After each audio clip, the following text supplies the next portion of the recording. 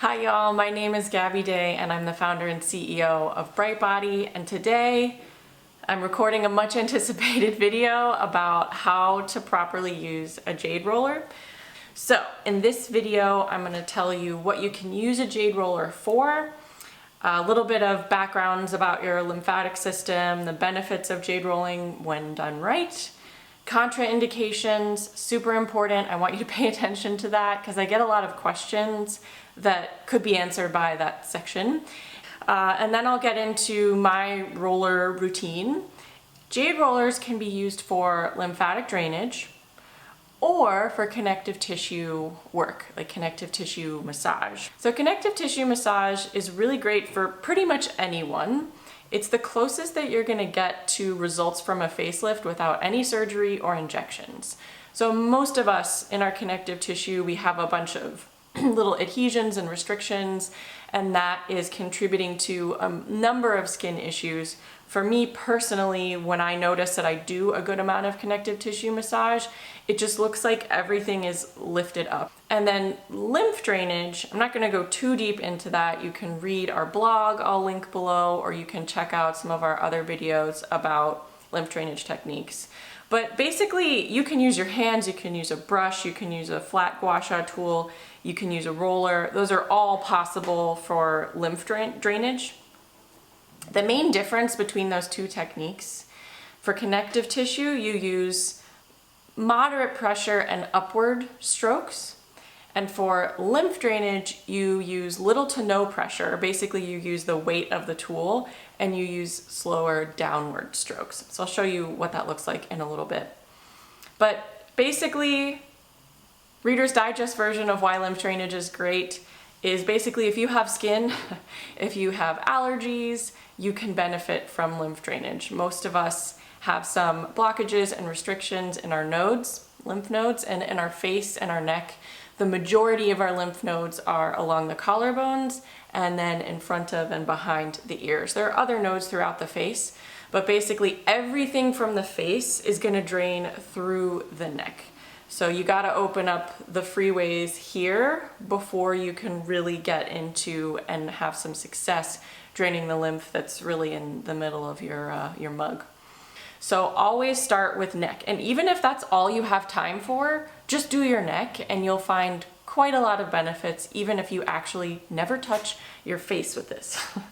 For more details on the benefits, just check out the blog in the description below, linked in the description. Okay, now contraindications. This is really important. If you have a fever or an infection of any kind, if you're sick, if you have a cold, a sinus infection, whatever, do not do lymph drainage. Just don't. Another contraindication is if you have a fever, same thing, just don't play yourself. If you have heart issues, you need to be really gentle with this. That's more of a concern with dry brushing because it's a little more stimulating, but if you have any doubts ever, of course, please talk to your doctor. With that being said, let's get into my jade rolling routine. If you have some similar connective tissue blockages like I do, you can follow this. If you have some differences, I definitely recommend finding a holistic esthetician and asking what kind of routine they think is best for you and your specific needs. And I'm going to start with the connective tissue bit. So again, connective tissue is going to be moderate pressure, upward motions. I do connective tissue massage on the front of the neck. Sometimes, depending on how locked up I feel, I'll get to actually the back of my neck as well. So you want to gently hold right below the collarbone, hold the skin firm.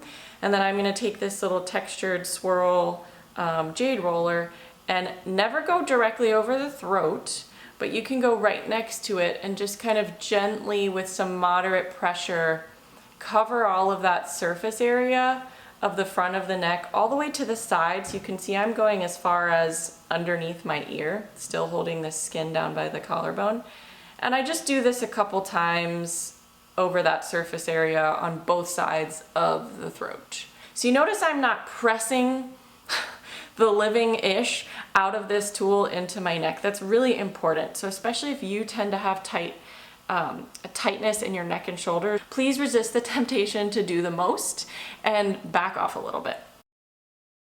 So the reason I love the textured rollers and why in general I almost universally recommend them over something that's just a smooth roller head is that it irrigates your tissues better. So I mean, if you think about it logically, when you have texture, it's gonna be much easier for that tool to get into all those weird little adhesions and blockages that you have in your tissues. So I just did the connective tissue work at the front of the neck. Now, I don't know about you, but I have jaw issues. So I do the same kind of connective tissue massage over this big jaw muscle area on both sides. Again, same concept of holding the skin firm and then just doing some gentle, moderate pressure. And I kind of go in multiple directions here. Okay, that's it. That's as easy as it is for the connective tissue part. So I like to lubricate my skin with a facial oil. This is our 𝗏𝗏 Ayurvedic facial oil. I'll link that in the description as well. I'm gonna take 6 drops and just massage into face and neck. So when it comes to lymph drainage, like I said, lymph follows the flow of gravity and we gotta open up these superhighways first. So I'm gonna take this and just very gently, I'm not pressing at all. I'm letting the weight of this tool just offer a little bit of pulsing movement, letting the weight of the tool do the work, right on the nodes that are above, right along, I should say, the collarbone. So if you're doing this right, you will feel the need to swallow because things are draining and moving, and that is exactly the point. So I'm going to do the same thing on the other side.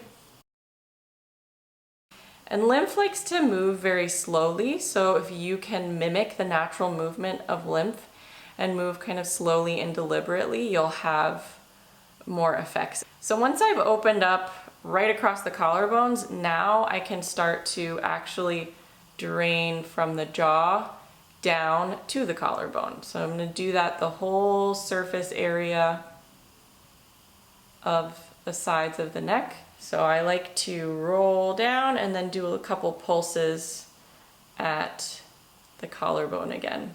Now that you've opened up across the collarbones and the neck, we can do the next lymph superhighway, which is in front of the ears. So I like to basically take this stroke and hook it under the ear and go down the neck a little bit. You can do that several times. If you feel a big amount of pressure in your sinuses and your ears and you for sure know that you're not sick, you can always do a little extra gentle pulsing right here in front of the ears. Same thing, second side. So one way you can know for sure that you're not using pressure, you're just letting the tool do the work, is that you can see my skin is not pinking up in any way. So you don't want your skin to pink up at all if you're doing lymph drainage, because then that's a sign you're activating the circulatory system and not the lymphatic system. So now we've done this superhighway, this in front of the ears, and now comes the rest of the stuff, the cherry on top. So if you're short on time, just do those 3 areas I showed you: collarbones, neck, fronts of ears. If you have some extra time and you want to treat yourself, this would be the time to do that. So I like to hold, on one half of my butt chin and gently roll from the center of the chin all the way to the ears. I like to do those extra few pulses here because again, that's where the superhighway connects, and just do that a couple times. Same thing, second side.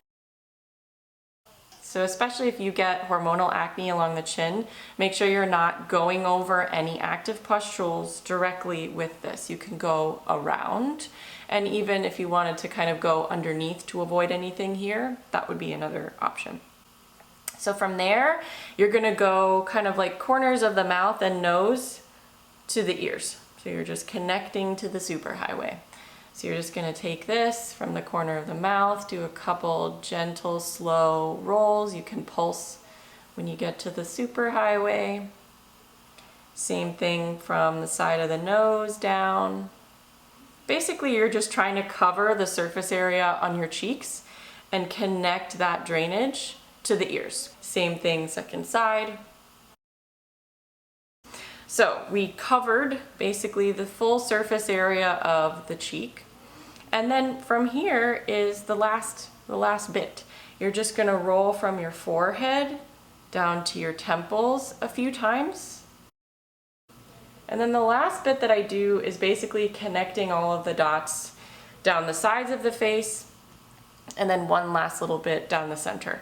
So you'll start on the forehead, gently roll to the front of the ears, hook to the side of the neck, down to the collarbone, little extra pulse. And I just do that once, maybe twice. Sometimes I stop for some extra gentle pulses at those 𝗧𝗶𝗺𝗏 points, as I call them. And then same thing, second side.